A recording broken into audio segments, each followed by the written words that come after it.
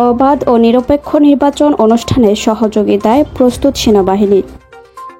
বাংলাদেশকে ভোট করতে 4 million euro দেবে ইইউ। জুলাই সনদকে সংবিধানের উপরে স্থান দেওয়ায় আপত্তি বিএনপির। 303 কোটি টাকার গোলাপি হীরা উদ্ধার করল দুবাই পুলিশ। এমবাপ্পের গোলে রিয়ালের শুভ সূচনা। আসসালামু আলাইকুম। বাড নিউজ 24-এ আপনাদের সবাইকে স্বাগত জানাচ্ছি। আমি নাইমা আক্তার কেয়া। এতক্ষণ দেখছিলেন সংবাদ শিরোনাম, এখন দেখবেন বিস্তারিত। সেনাবাহিনী প্রধান জেনারেল ওয়াকুরুজ্জামান বলেছেন, এখন নির্বাচনের দিকে যাচ্ছে দেশ। অবাধ, সুষ্ঠু ও নিরপেক্ষ নির্বাচন অনুষ্ঠানে সরকারকে সহযোগিতা করার জন্য সেনাবাহিনী সব ধরনের প্রস্তুতি নিয়েছে। মঙ্গলবার ঢাকা সেনানিবাসে অফিসার্স অ্যাড্রেস অনুষ্ঠানে সেনা সদস্যদের উদ্দেশ্যে দেওয়া বক্তব্যে তিনি এসব কথা বলেন। সেনাপ্রধান বলেন, দীর্ঘ সময় ধরে সেনারা মাঠে দায়িত্ব পালন করছেন। আগে এত দীর্ঘ সময় মাঠে থাকতে হয়নি। মাঠে দায়িত্ব পালনে সেই পেশাদারিত্ব দেখাতে হবে। প্রতিশোধমূলক কাজে নিজেদের জড়ানো যাবে না। তাই সবার সঙ্গে ভালো সম্পর্ক বজায় রাখতে হবে। দূরত্ব থাকলে তা দূর করতে হবে। জনগণের সঙ্গে সুসম্পর্ক রেখেই দায়িত্ব পালন করতে হবে। দেশের কঠিন রাজনৈতিক পরিস্থিতিতে সেনা সদস্যরা দায়িত্ব পালন করে পেশাদারিত্বের পরিচয় দিয়েছে বলেও উল্লেখ করেন তিনি। আগামী ত্রয়োদশ জাতীয় সংসদ নির্বাচনে 4 মিলিয়ন ইউরো সহায়তা দেবে ইউরোপীয় ইউনিয়ন ইইউ।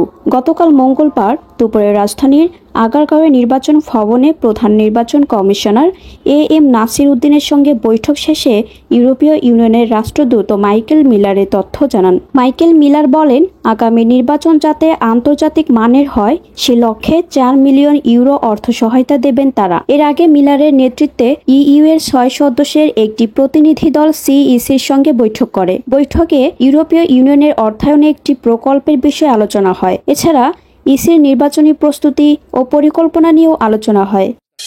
জাতীয় ঐকমত্য কমিশন থেকে পাঠানো জুলাই জাতীয় সনদের পূর্ণাঙ্গ খসড়া নিয়ে বাংলাদেশ জাতীয়তাবাদী দলের বিএনপি খুব বেশি আপত্তি নেই বলে জানিয়েছেন দলটির নীতি নির্ধারকরা। তবে জুলাই সনদকে সংবিধানের উপরে স্থান দেওয়া এবং সেটি নিয়ে আদালতে কোনো প্রশ্ন তোলা যাবে না বলে সনদ বাস্তবায়নে অঙ্গীকারনামায় যে কথা বলা হয়েছে তাতে আপত্তি রয়েছে দলটির। এজন্য এসব বিষয় নিয়ে আরও আলোচনা প্রয়োজন বলে মনে করে দলটি।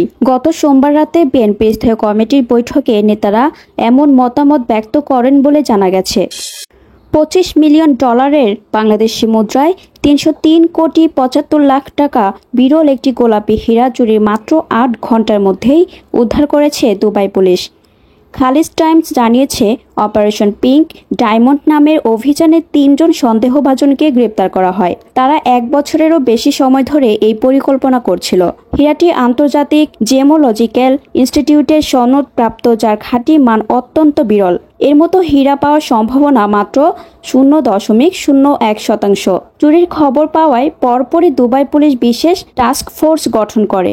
উন্নত প্রযুক্তি ব্যবহার করে 3 জন সন্দেহভাজনকে শনাক্ত করে সিআইডি একাধিক অভিযানে তাদের গ্রেপ্তার করা হয় এবং ফ্রিজে লুকানো হীরাটি উদ্ধার করা হয়।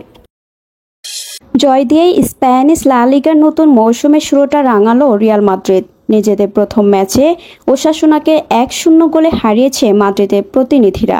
সান্তিয়াগো বার্নাব্যুতে স্বাগতিকদের হয়ে স্পট কিকে ব্যবধান গড়ে দেওয়া গোলটি করেন কিলিয়ান এমবাপ্পে। জয়ের ব্যবধান ন্যূনতম হলেও ম্যাচ জুড়ে ওসাসুনার উপর প্রাধান্য বিস্তার করে খেলেছে রিয়াল। বল দখল, আক্রমণ, প্লেসিং, পাসিং সবকিছুতেই নেতৃত্ব দিয়েছে স্বাগতিকরা। 71% বল দখলে রেখে জায়ান্টদের নেওয়া 18 শটের মধ্যে 5টি লক্ষ্য ছিল। বিপরীতে 2টি শট নিয়ে একটিও লক্ষ্য রাখতে পারেনি ওসাসুনা। কিক অফের পর থেকেই আক্রমণে যায় রিয়াল। সে আক্রমণে কোনো জবাব না দিয়ে বরং রক্ষণে মনোযোগ দেয় ওসাসুনা। এতক্ষণ আমাদের সাথে থাকার জন্য আপনাদের সবাইকে ধন্যবাদ। পরবর্তী সংবাদ দেখার জন্য আমন্ত্রণ এবং সাবস্ক্রাইব করে বাড নিউজের পাশে থাকুন।